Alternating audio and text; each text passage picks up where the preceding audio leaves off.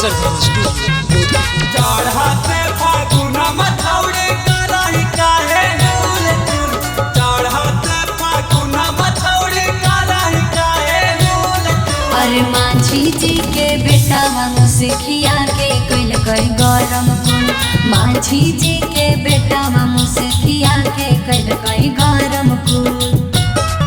टमाटर नियन गलिया छौड़ी कर देता फूल फूल, टमाटर नियन गलिया छौड़ी कर देता फूल फूल। अरे माझी जी के बेटा मुसिखिया के कैल कई गरम कुल, माझी जी के बेटा मुसिखिया के कैल कई गरम कुल। नाच देता छौड़ी तोर बदाना मागे, दूधा पिया के आई गाना मा।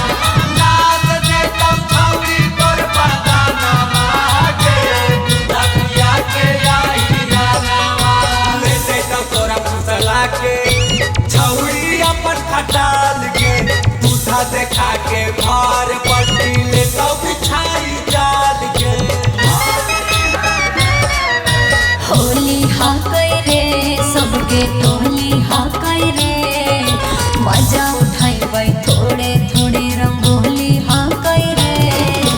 फेंके लगो जवानी जैसे पानी फेंकाओ फूल फूल, फेंके लगो जवानी जैसे पानी फेंकाओ फूल फूल। पर जादव जी के बेटा दूध पिया के कैल कई पावरफुल, जादव जी के बेटा दूध पिया के कर कई पावरफुल।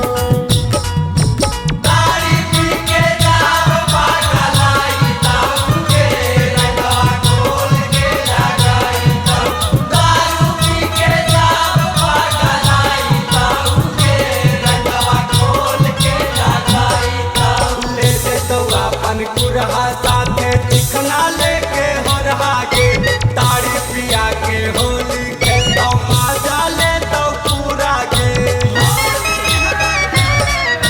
होली भर हम मस्ती महजा करबै रे, धरी के पाजा मूड ताजा करबै रे। गंदा होकर धंधा छौड़ी बतियाई तू बात भूल, गंदा होकर धंधा छौड़ी बतियाई तू बात भूल। हर चौधारी जी के बेटा ताड़ी पिया के कर कई पावर